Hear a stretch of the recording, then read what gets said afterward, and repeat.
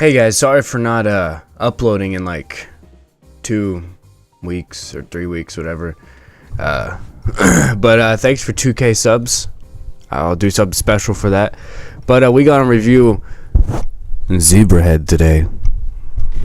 This is probably one of my favorite albums, so I kind of wanted to do it. It's a broadcast to the world. Zebrahead started back in 1995. They were a rapcore slash kind of punk band. Back then, they were more rap, like with smooth guitars and, you know, smooth bass lines. But then in like 2003, MFZB came out and they went more punk rock with it. For some reason though, and they still are, but they have always been more popular in Japan than the United States, even though they're from California.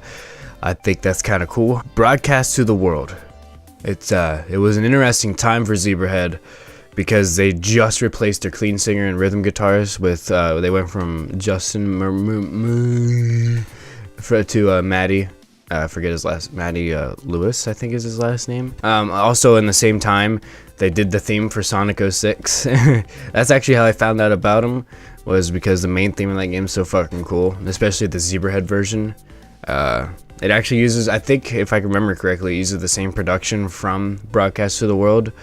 But yeah, they did this theme for Sonic 06. Now, I like almost every song on this album, so it's gonna be hard to pick my favorites to talk about, but I'm still gonna try, so bear with me. The song Broadcast to the World is a great intro for the album. It's not too crazy besides like the main riff, which sounds like feedback into a kill switch into a wah pedal. Right away you see the kind of dynamic flow that Ali and Maddie have together, from Ali's rapping to Maddie singing, how it flows extremely well. I'm just gonna say this now, the production is great for the whole album.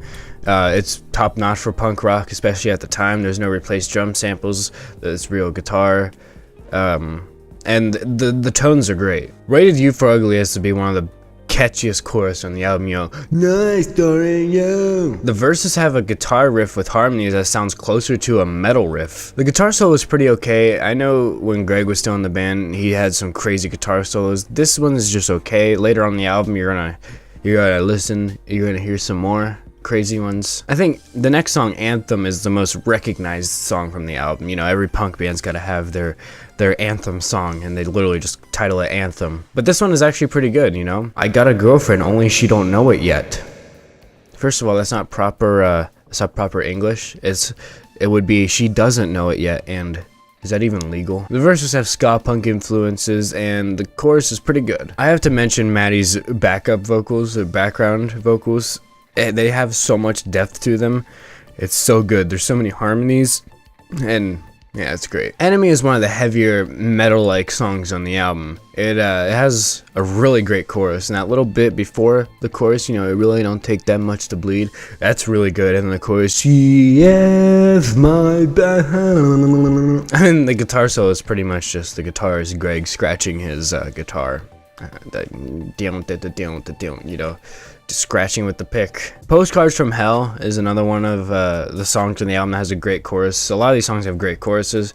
The rest of it is kind of it's kind of basic, and the guitar solo is pretty bad. I mean, it's not bad, it's not like out of key or anything, it's just not crazy. The backups for the chorus, the harmonies and the layers are so good. You know, tonight I wash my hands. I never wash my hands. Karma Flavored Whiskey is the heaviest song on the album, starting with a nice acoustic intro, and then it goes heavy. It's one of those songs that makes your face scrunch when Ali starts rapping, especially when it first comes in. And I just gotta say, Ben, the bassist, his bass tone complements the song so well. You know, cave in. The chorus is good. It's really good. And the song just makes you want to jump, and the guitar solo, it's so good. It's really metal in this one. The next song, Wake Me Up, starts off with a drum solo from Ed, the drummer, and it's really fucking good. It's not like crazy, but it's well played and really tight. Fun fact is that Ed is actually a left-handed drummer, and that's why you can hear the hi-hat mixed into the right ear, because most engineers mix the drums from the drummer's point of view. So yeah, that's pretty cool. The chorus is how you'd expect it to be, you know, it's like, so wake me up, and that kind of thing. It also has a breakdown, which is pretty good. Lobotomy for Dummies at one point was one of my favorite songs to listen to, like of all time.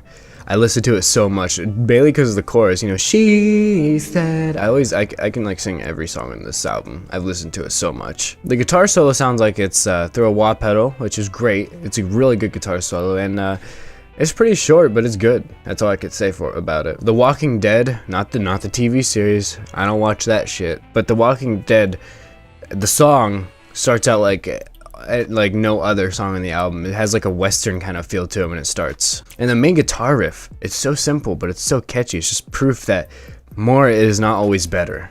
And the chorus in the song is my favorite on this album. I've said that about a lot of the choruses, but this is by far my favorite. You know, we're all doing fine. You know, there's not much to say about this song. I mean, the guitar solo is so fucking metal, and it's really good. This is definitely my favorite song at the moment on this album. Now, I usually don't talk about the individual tracks that I don't like when I'm reviewing an album, because I usually just like to group everything I don't like at the end.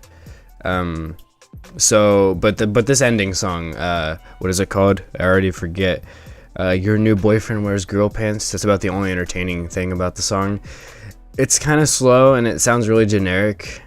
It's not particularly bad, but it's just not for me. But it doesn't ruin the album at all. It's at the end. It's whatever. Everything else is really fucking good. This album is one of my favorites next to Radwim's Zetai Zetsume, which I still need to review. There's not really much I can really complain about. I mean, I do like Back to Normal. I know I didn't mention it, but then I started listening to it more and more again, and I realized the only thing I like is the intro. I can't believe this album is already over 10 years old. Like, this album sounds so 2006. I don't have a physical now, but I definitely do recommend getting one. I think I just ordered one for like $5. That's how cheap this is. It's also on Spotify and all that other stuff, and I'll leave those links down in the description.